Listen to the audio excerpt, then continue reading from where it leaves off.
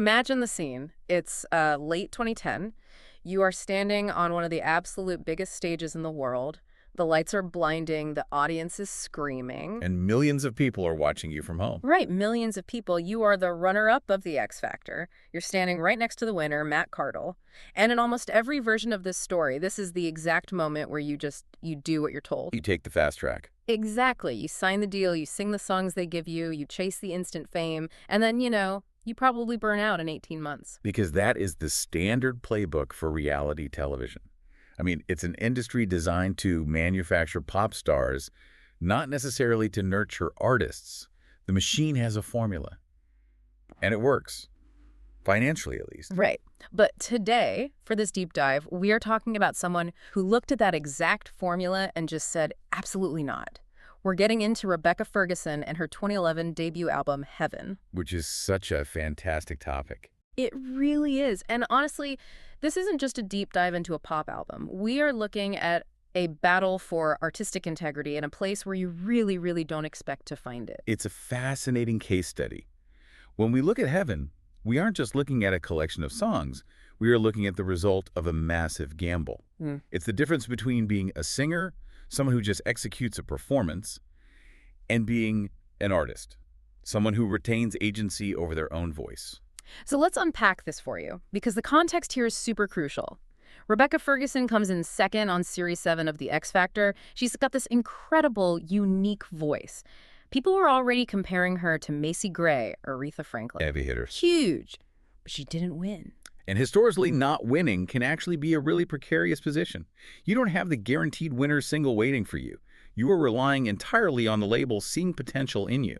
Ferguson herself actually admitted she was really nervous after the finale. She knew there was a genuine risk she wouldn't get a record deal at all. But she does get the offer. She signs with Sicko Music and RCA Records. Simon Cowell is the boss. And here is where it gets really interesting. The label bosses, including Cowell, they are ready to go. They have tracks ready for her. They have the hit makers lined up. Yep.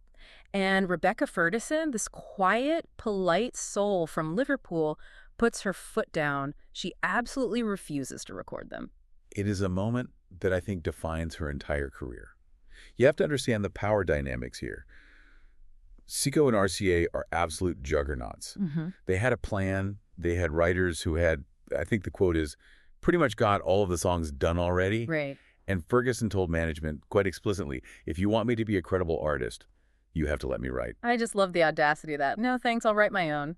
But we have to remember for a second, this wasn't someone who had an easy ride to the top. This wasn't her first rodeo at all. Far from it. Yeah. And that is exactly what makes the risk she took so substantial. Yeah. If we look at her background, she had been trying to break into the industry for years. She was rejected from the X Factor twice before this, during Series 2 and Series 3. Oh, wow. Yeah. She tried out for P. Diddy's Star Maker in 2007. Rejected.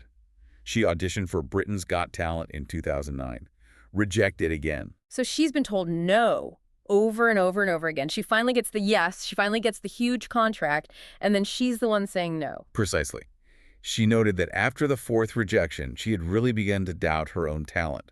She said those rejections were the hardest thing ever. So to finally have the golden ticket in her hand and potentially throw it away because she didn't feel connected to the pre-written songs, that requires a level of conviction that is incredibly rare. So what actually happened? Did the label drop her? Did they try to force her into the booth? Surprisingly, they backed off. Yeah. Ferguson said that Sicko had been really brilliant, and as soon as she put her foot down, they backed off completely. Really? Just like that? Well, they allowed her to go into sessions alone, but she actually noted that she didn't think they believed she could do it. They let her go into sessions on her own almost as a test. It sounds like a total sink or swim situation. Like, okay, you want to write? Go ahead. But when you come back with nothing, we'll have the auto-tune ready for the pop tracks. Exactly. It was a test of her mettle. And she passed, but it wasn't easy. I think there's this common misconception that once you sign the big deal, it's all champagne and parties. But the making of Heaven sounds like a serious, serious grind. Yeah, let's talk about the reality of that process. Because when you think of a pop star recording their debut, you imagine luxury. But the notes we have here paint a completely different picture. It was grueling. The recording process took about 11 months, full-time. She was working in London, Los Angeles, and Sweden. And she treated it like a day job. She actually wrote one song every single day for 6 months. One song a day. That is intense. That's an incredibly high output for someone who is supposedly new to professional songwriting. It is prolific. But here is the thing about that artistic integrity we were talking about. She scrapped many of those songs. Just threw them out. Yeah, she said some of them were brilliant tunes, technically sound pop songs, but she didn't feel connected enough to them. Her criteria was basically, can I sing this night after night for a year without feeling fake? If the answer was no, the song was cut. That is a seriously high bar. And she was really open about the emotional toll, too. She said she poured her heart out and often cried in the studio. She said it wasn't a case of skipping to the studio and being happy. She was digging deep into some really painful stuff. Vulnerability is the core theme of the entire album. But there is a funny detail about the glamour of this recording process that you might appreciate. Oh, wait, is this the airline thing? I saw this in the notes and I laughed out loud. Yes. So the label promised to fly her British Airways to record the album. Give her the full pop star treatment. Right. Lie flat seats, champagne, maybe a hot towel. Exactly. Yeah. But in reality, she ended up flying EasyJet. That is hilarious. Welcome to the music industry, kid. Put your tray table up. It really grounds the story, doesn't it? It's blood, sweat, and EasyJet. It shows that until the album is out and actually selling, the label is watching every penny of the budget. Yeah, but despite the budget travel, the team she assembled was undeniably top tier. She worked with Egg White, who is a major heavyweight. He worked with Adele and Duffy. She worked with Fraser T. Smith and Xenomania. And these aren't just random names thrown together. Egg White is basically the architect of that specific British soul sound. Absolutely. He was instrumental in Adele's Chasing Pavements and Duffy's Warwick Avenue, so Ferguson was in the room with the best of the best. But crucially, she insisted on co-writing every single track on the standard edition. She wasn't just sitting there nodding along, she was driving the car. Let's talk about what she was actually writing about, because at the time, this is 2011, the tabloids were absolutely obsessed with her personal life. She had briefly dated Zayn Malik from One Direction. Oh, yeah, I remember that. And everyone naturally assumed the whole album was a breakup record about him. Because that is the narrative the media always wants. It sells papers to have X Factor romance drama. And Ferguson did admit that the split inspired some parts, but she clarified that the bulk of the lyrics were actually about a much longer, more significant relationship, the one with the father of her children, which started when she was 17. Which makes perfect sense. That's a much deeper well of emotion to draw from. A teenage romance that turns into a family and then falls apart, that's heavy material. It is. She also drew heavily on her upbringing and a foster care family. She mentioned that her vulnerability on stage comes directly from those experiences.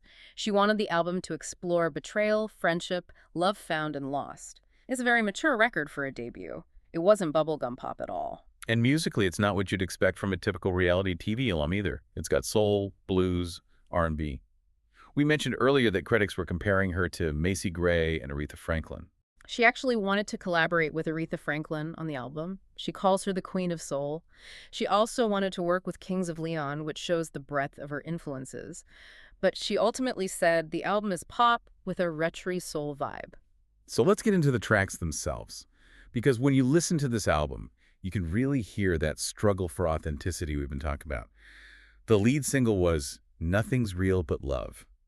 A completely fascinating choice for a lead single. Ferguson herself described it as non-commercial and a bit different from the radio hits of the time. If you remember 2011, the charts were completely dominated by high-energy dance pop, LMFAO, Pitbull, that kind of thing. Yeah, the club boom. Exactly. And here she comes with a stripped-back, acoustic-led track.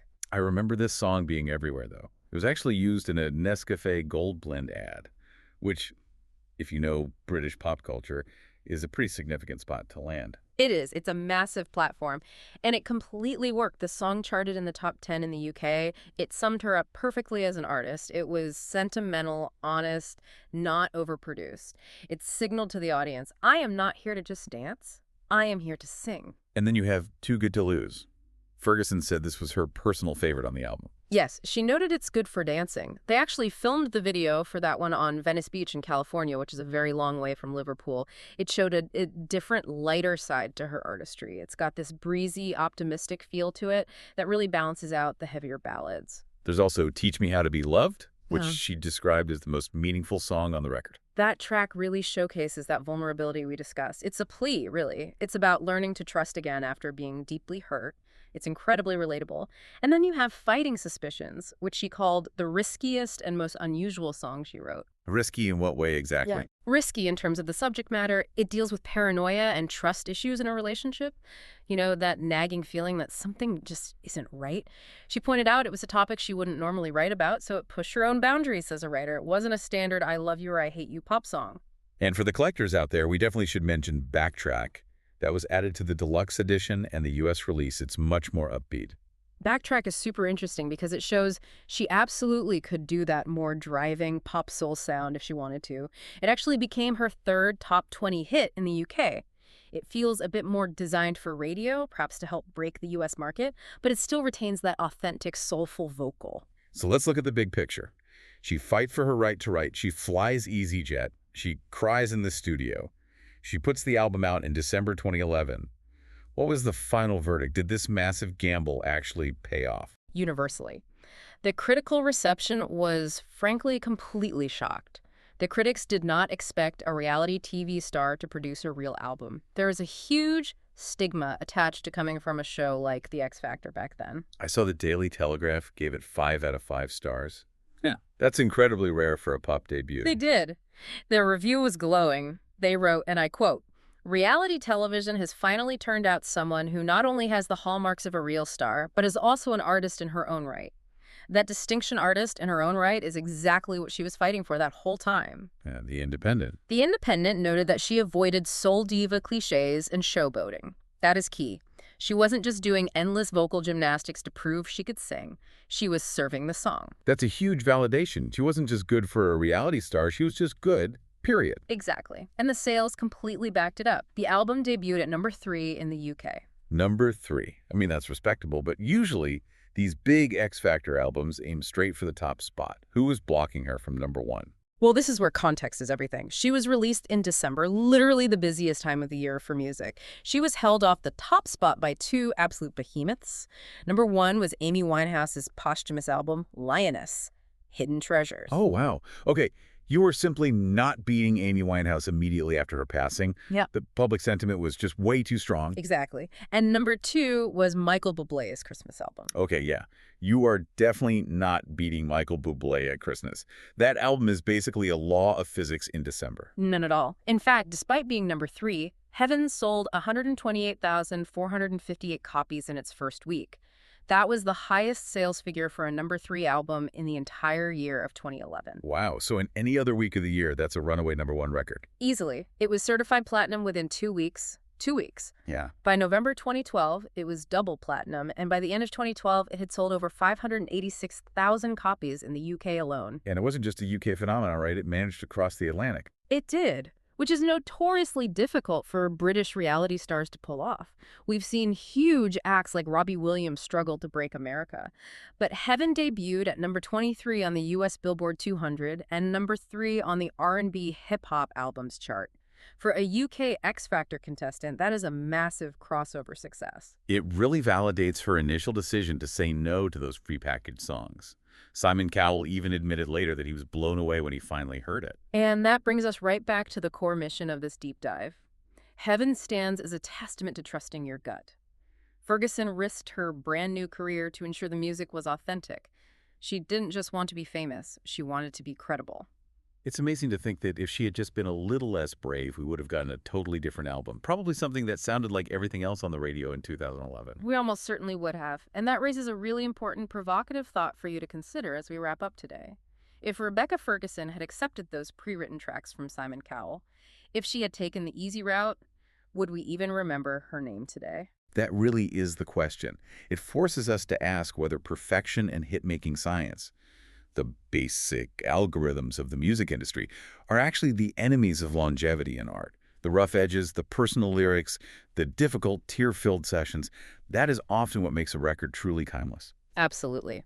So if you haven't listened to Heaven in a while, or if you've never heard it, go back and give it a spin. But this time, listen to it knowing that every single word was fought for. Listen to it knowing she was flying EasyJet to make it happen. And listen to it as the definitive sound of an artist claiming her own voice. Thanks for diving in with us. We'll catch you on the next one.